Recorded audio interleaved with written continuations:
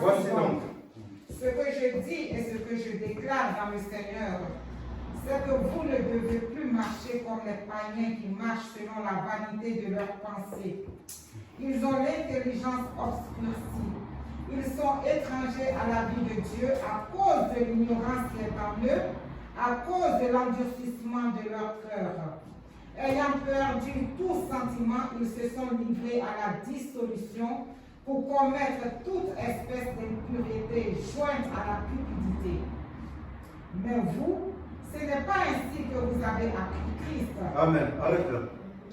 On parle, Éphésiens 4, on parle de deux personnes qui ne peuvent pas rentrer dans le royaume que nous venons de voir, ce royaume glorieux. On parle d'abord des païens qui ont le cœur endurci, qui ne veulent pas rentrer à la connaissance de Dieu, qui marchent selon leur propre religion, leur propre façon. On donnera des exemples tout à l'heure. Et dans le verset 20, on dit, mais vous, les enfants de Dieu, ce n'est pas ainsi que vous avez appris Christ, si du moins vous l'avez entendu et si conformément à la vérité qui est en Jésus, c'est en lui que vous avez été instruits à vous dépouiller. Il y a une condition. Les païens, c'est nos fils. Ils ne rentreront pas dans ce royaume. Mais nous, les enfants de Dieu, il y a une condition. Si du moins nous avons appris à connaître Christ, si du moins nous marchons comme Christ désire que nous marchons pour sa gloire, si du moins nous arrivons à nous dépouiller, un dépouillement complet, parce que quand Christ est venu te sauver, même la suite de la parole dit ceci, et si du moins vous l'avez entendu, je vais continuer, par rapport à votre vie passée, du vieil homme qui se corrompt par les convoitises trompeuses, à être renouvelé dans l'esprit de votre intelligence et à revêtir l'homme nouveau, créé selon Dieu dans une justice et une sainteté qui produit la vérité. Si du moins on a appris à connaître Christ, à nous dépouiller et à revêtir l'homme nouveau, un homme régénéré, un homme qui comprend que parce que je suis pour Christ, parce que je suis en train de suivre Christ, je ne peux plus vivre n'importe comment. Je ne peux plus marcher n'importe comment. Ma vieille personne qui était avant, je vais laisser dans les placards. Quand je suis en train de sentir, quand je suis devant les monde, quand je suis partout de serré, puisque Christ est à moi, m'a renouvelé, je suis une personne nouvelle, ça veut dire que j'ai une nouvelle conduite. C'est ça que ça veut dire. Ça ne veut pas dire que ta peau a changé, ça ne veut pas dire que ta personne a changé, ça veut dire que la personne intérieure qui conditionne ta conduite, tes pensées, ton âme, ne sont plus les pensées de ceux du monde qui se perdent, de ceux du monde qui marchent avec incrédulité, de ceux du monde qui sont dans la rébellion, mais tu as les pensées du Seigneur. Alléluia. C'est ça qui est la réalité. L'homme nouveau créé selon Jésus. Sinon ton baptême que tu avais pris, ou ton baptême que tu vas prendre, si tu ne connais pas ces points, ça veut dire que ton baptême est à travailler. Est-ce que vous êtes en train de suivre? C'est ça qui est la réalité. Et tout chrétien qui a été baptisé, qui n'est pas rentré dans ces points, qui n'arrive pas à revêtir l'homme nouveau, selon le Seigneur, son baptême, c'est un baptême à travailler. Parce que le baptême, c'est la marche constante, de jour en jour, pour revêtir l'homme nouveau selon Christ. Ce que je faisais avant, je ne le ferai plus. C'est ainsi que dans la maison de Dieu, on a parlé des païens. Pour eux, ça c'est l'office. Ceux qui ne croient pas en Jésus, leur sort a été déclaré. Mais pour ceux qui croient en Jésus, même dans la maison de Dieu, il y a des désordres. Même dans la maison de Dieu, il y en a des bandades. Même dans la maison de Dieu, il y en a ceux qui marchent selon leur propre religion, mais pas selon les pensées de Jésus. Voici ce monsieur Judas Iscariote. Il a marché avec Jésus. 3 ans avec les autres apôtres. La main dans la main. Quand Jésus part à Blagnac, Judas dans les lots. Quand Jésus va aller prier dans la belle fontaine, Judas est dedans. Mais Judas n'était pas enraciné dans les Seigneurs. Judas n'avait pas abandonné sa vieille personne. Les vieils hommes dont parle la Bible, ces anciennes conduites, Judas l'avait amené dans la maison de Dieu. C'est ainsi que comme il tenait la bourse et qu'il était un voleur. Le livre de Jean 12:5 dit ceci. Voici Jésus, 6 jours après la résurrection de Lazare, Jésus s'en va chez Marie et Marthe manger. Il y avait Lazare sur place. Marthe, comme d'habitude, chacun sa façon pour venir dans les Seigneurs.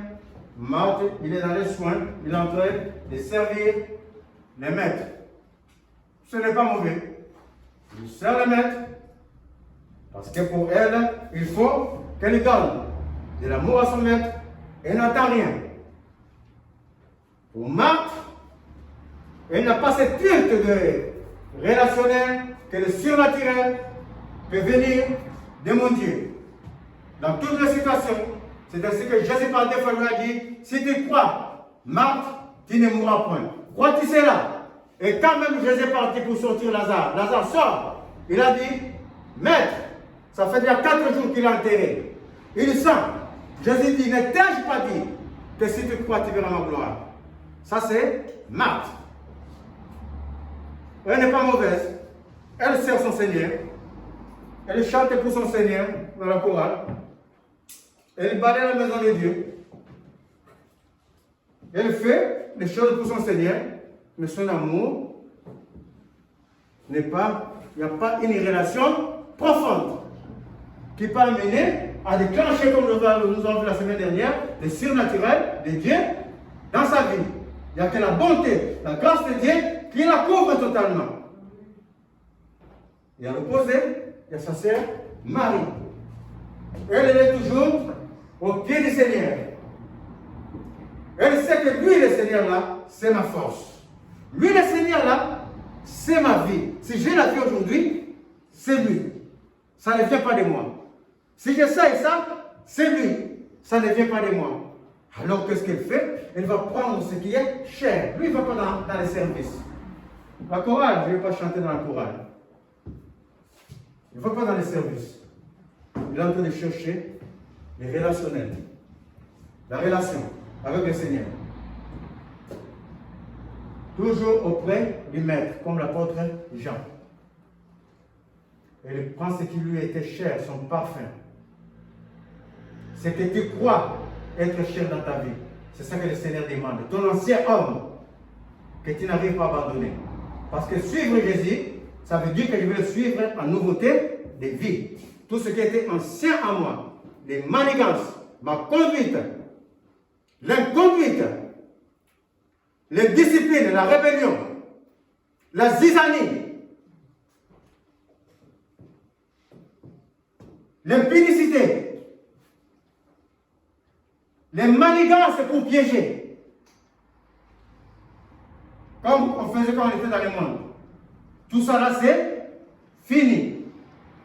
Les addictions, parce que vous les verrez tout à l'heure, tout ça là, c'est fini quand on connaît Jésus. Sinon, ce n'est pas la peine. Quand on connaît Jésus, c'est pour marcher en nouveauté de vie. Et le Saint-Esprit est là pour nous enseigner, pour nous guider, afin que nous marchons pas à pas jusqu'à certainement, nous arrivons à être à la stature de Christ. Alléluia. Parce que cela est écrit. Voici Marie, il va donner ce qui est cher de sa vie. Sa vie passée, elle vient et casse ces vases qui étaient chers de parfum. Alors il est là, et après il commence à suer les pieds du Maître avec ses cheveux. En même temps qu'elle donne son amour au Seigneur, en même temps, elle se fait peut-être devant le Seigneur, elle attend du Seigneur par rapport à Marthe. Marie, elle attend quelque chose du Seigneur. Est-ce que vous comprenez? Elle attend que le surnaturel se remettre. Le changement de ma situation, c'est mon maître. Ma vie, c'est mon maître. Alors, je vais rester auprès de mon maître dans l'humilité. Auprès de mon maître en toutes choses. Ça, c'est Marie. Parce que chacun a sa façon de venir devant le Seigneur. Et Judas, qui a vu cela, c'est parfait, il a dit, mais maître, c'est parfait, ça coûte cher. On aurait pu les vendre et donner aux pauvres. Mais la parole est claire. Judas disait cela, ce n'est pas parce qu'il avait pitié des pauvres, mais parce qu'il gardait la bourse et il était un, il faut me le dire, il était un voleur. C'est-à-dire que les comportements anciens, l'homme ancien de Judas, bien que marchant avec le Seigneur, Judas n'a jamais abandonné son homme ancien. Les vieils hommes de Judas étaient toujours avec Judas. Est-ce que vous voulez suivre? Je voulais chercher Jean 12, 5.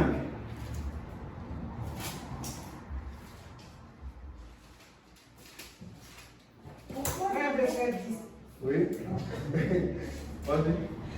un de ses disciples, Judas Iscariote, Oui. fils de Simon, celui qui devait le livrer, dit: pourquoi n'a-t-on pas vendu ce parfum 300 deniers pour les donner aux pauvres?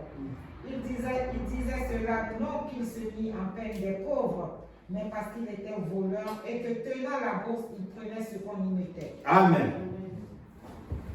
Il a marché avec Jésus. Il est avec Jésus. Mais n'a jamais pu abandonner son vieil homme pour revêtir l'homme nouveau selon les Seigneurs. Et c'est ça qui se passe dans la maison de Dieu. C'est ça qui se passe souvent dans les églises de Dieu. Nous venons avec notre homme ancien. Si on manigançait, on va continuer à manigancer. Si on critiquait, on va continuer à critiquer. Si on faisait des choses pour piéger, on va continuer à piéger. Mais la parole déclare que le maître, il vient. Il va séparer les uns et les autres. Nous avons vu ça la semaine dernière. Pour nous, il y a une condition dans Éphésiens. Si toutefois tu as revêtu l'homme nouveau selon les Seigneurs. Nous avons vu Judas, il a fini dans Akaldéma. En même temps que Judas était volé, n'a pas abandonné l'homme ancien. En même temps, les vols comme tant d'autres choses, c'est des addictions. C'est des addictions. Dans la Bible, l'addiction comme telle, il n'y a pas une parole dans l'Ancien Testament. C'est une parole tellement compliquée qu'il faut chercher ses racines pour arriver à ce que l'addiction soit manifeste dans le Nouveau Testament, dans la Bible. Parce que ça englobe un vaste territoire de péché. Nous sommes dans les addictions, les habitudes anciennes, dans les addictions, il y a la boisson, dans les addictions, il y a la fumée, dans les addictions, il y a l'inconduite sexuelle, toutes ces choses font partie des addictions. David était un homme de Dieu. Mais David avait quelque chose en lui, il aimait beaucoup les femmes. De telle sorte, David, pour élever le Seigneur, pouvait se déshabiller devant les femmes parce que c'était en lui. Faire voir son corps. Parce que les femmes vont le voir. Jusqu'à rendre même sa femme jalouse.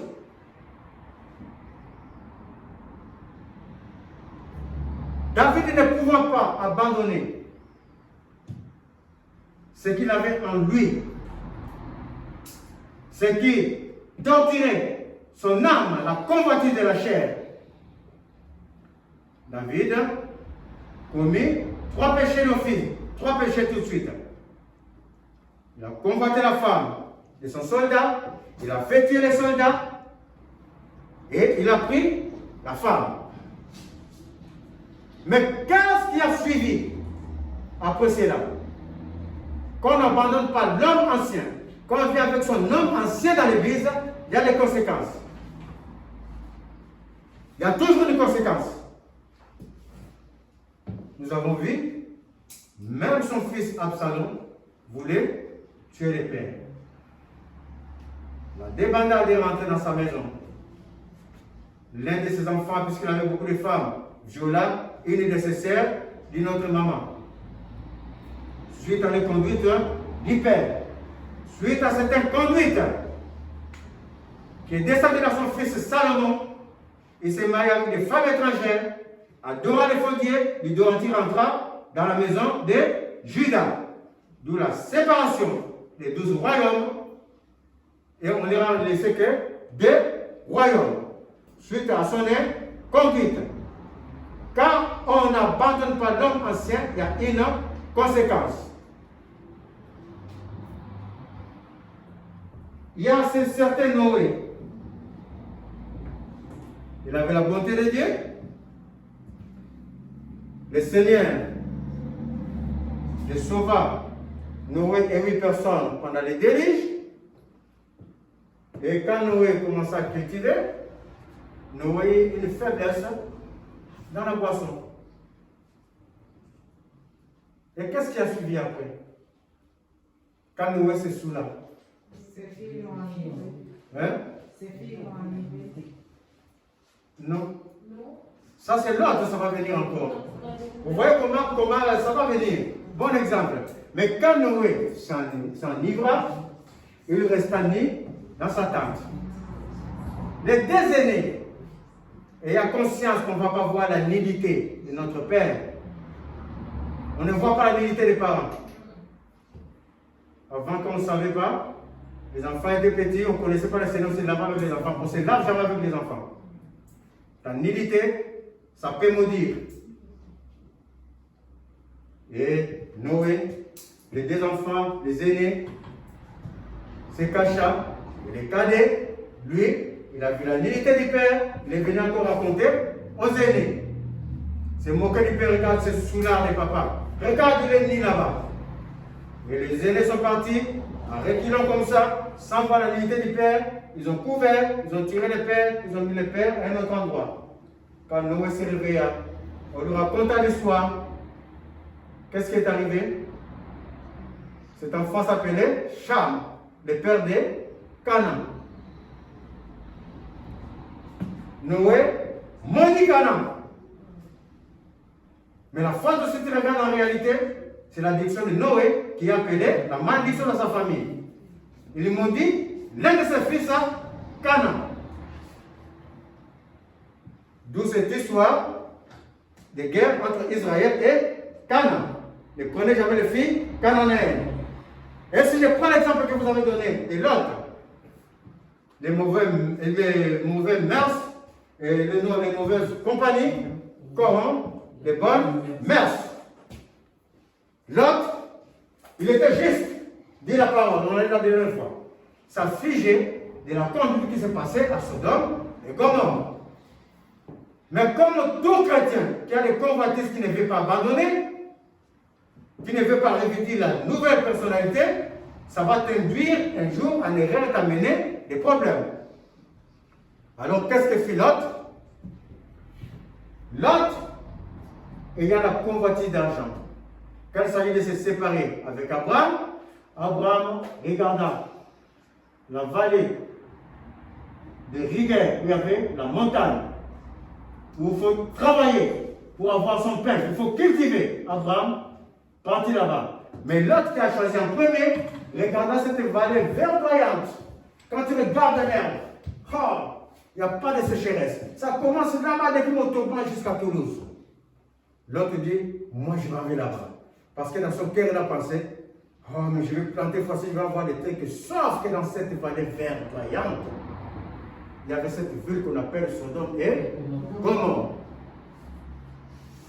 Lot a choisi cette vallée au mépris que ses filles prennent les mœurs du pays. L'autre était un chrétien juste. Il fait grandir ses enfants en Dieu. On a vu comment il a défendu les anges. On a vu comment il a sorti de Sodome et Gomorrhe parce qu'il s'affligeait dans son cœur de la conduite de Sodome et Gomorre. Mais ce qu'il avait oublié, la mauvaise compagnie où il a entraîné ses filles, les mœurs de ce pays a rempli la tête de ses propres enfants. Et quand il n'y avait plus d'hommes, puisque ces enfants ont connu dans son lieu au Gomorre, on peut faire l'inceste, on peut faire ceci, cela, eh bien on va faire la même chose. L'aîné appela la cadette, soula les pères, et cette nuit-là, c'est l'aîné qui alla avec les pères. Ils ont eu un enfant. Et le lendemain, c'est la cadette, ils ont saoulé les pères. Bien saoulé. La cadette alla avec les pères, ils ont eu encore un enfant. Les enfants là, si je ne me trompe pas, c'est des Jébusiens et des Hittites qui ont toujours attaqué les enfants d'Israël.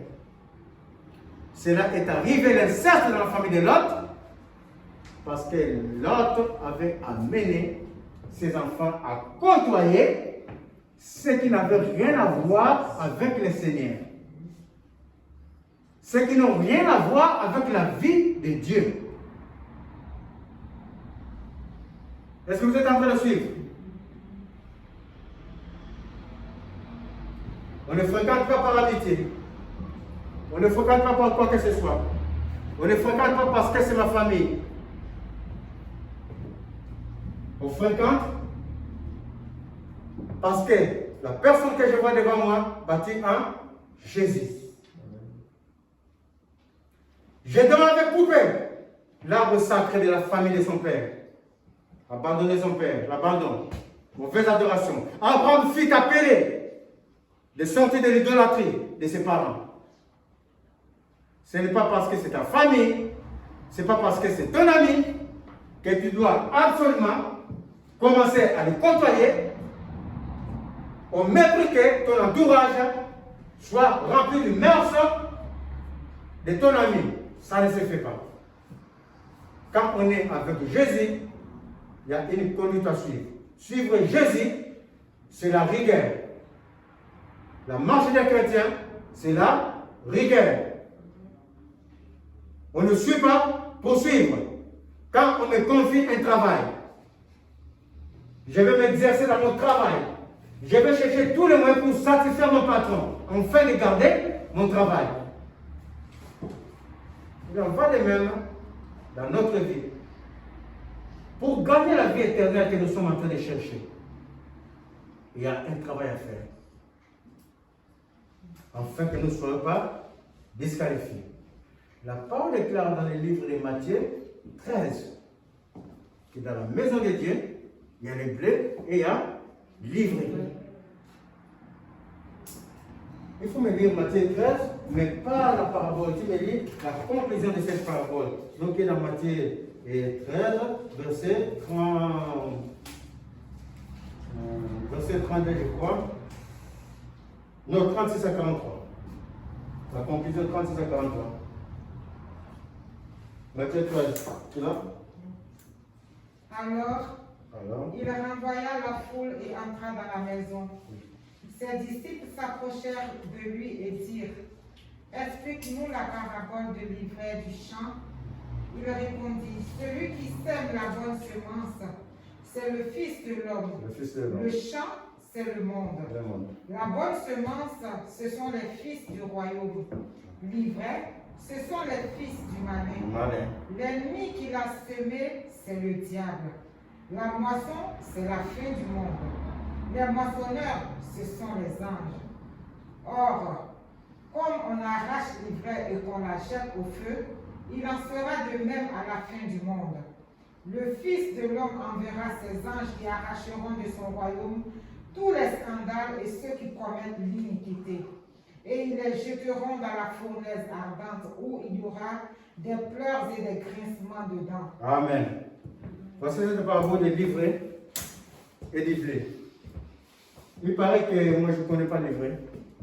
Mais je sais par l'histoire, par les livres, que l'ivraie, quand tu le regardes, c'est comme le blé et ça pousse pareil. Les sols que le blé accepte, l'ivraie aussi accepte ces sols. Ils sont vraiment pareils. Pour les distinguer, il faut vraiment les agriculteurs. Mais quand tu manges le blé, tu ne souffres de rien. Quand tu manges l'ivraie, ça t'empoisonne. C'est ça leur différence.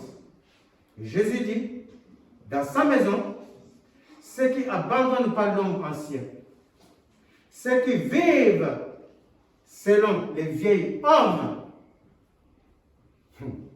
Mes chers amis, nous sommes régis par un monde spirituel.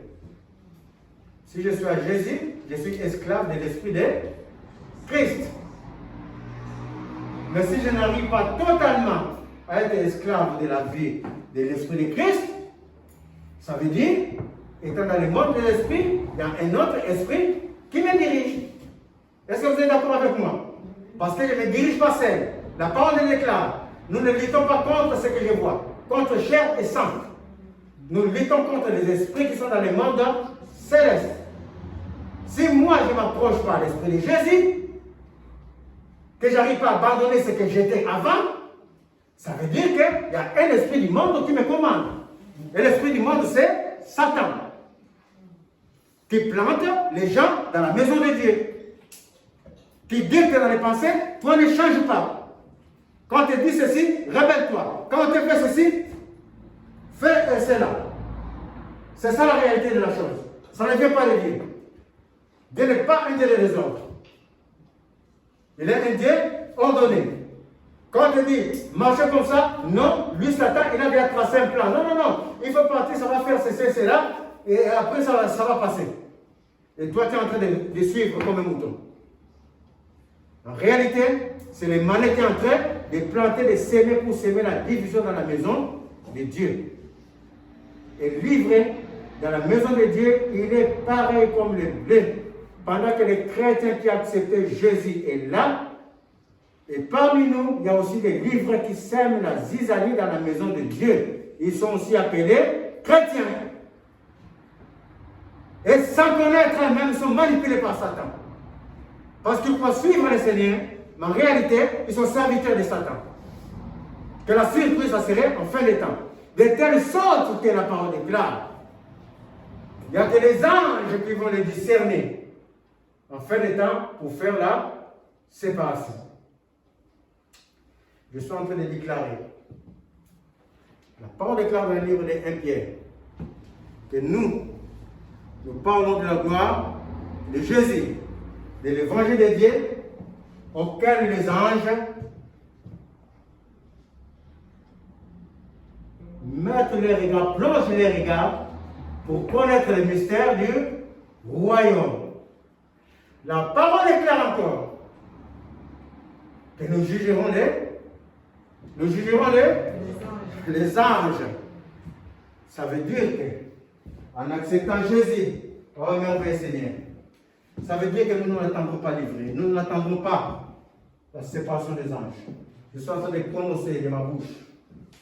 Je prononce devant le monde céleste que tout esprit d'incrédulité, que tout esprit de désordre, que tout esprit qui induit les enfants de Dieu en erreur, je t'ordonne de libérer les pensées, de libérer les cœurs dans le nom de Jésus. C'est un ordre que je donne. Nous l'avons vu tout à l'heure, il y a un seul nom qui est nommé. Un seul nom, Yeshua, par lequel l'homme puisse être sauvé. Je libère les effets surnaturels du nom de Jésus en vous dans vos pensées. Afin que quand le malin va vouloir vous induire en erreur, que ce malin soit discerné et que vous le rejetez dans le nom de Jésus. Je prends autorité sur tout esprit d'addiction, les addictions cachées. Les addictions cachées, à qui je commande maintenant, à qui j'ordonne de libérer les vies maintenant au nom de Jésus. Quand il ne va assujettir personne, que toute personne qui a mis son pied à cet endroit. Parce qu'il sait que dans cet endroit, il y a Jésus. Parce qu'il sait que dans cet endroit, il y a le salut. Je suis en train de libérer. Je suis en train de libérer. Je suis en train de libérer la guérison totale contre les addictions dans le nom de Jésus. Amen. Que tout esprit de débandade sexuelle ou quoi que ce soit, une pédicité, ta place n'est pas parmi nous. Ta place n'est pas dans la vie des enfants de Dieu. Tu es nommé, tu es un esprit nommé. Je te lis aujourd'hui. Et je t'ordonne de quitter définitivement, de ne plus venir hanter les pensées des enfants de Dieu au nom de Jésus. Amen.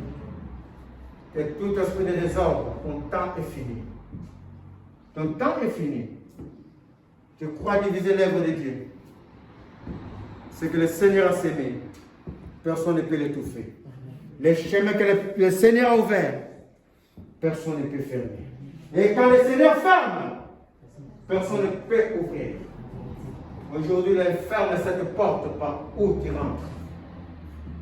Dans les cœurs des gens. Que cette porte, dans le nom de Jésus, soit fermée définitivement au nom de Jésus. Car ta place n'est pas parmi nous, n'est pas dans nos pensées. Car ceux qui sont ici, c'est là que le Seigneur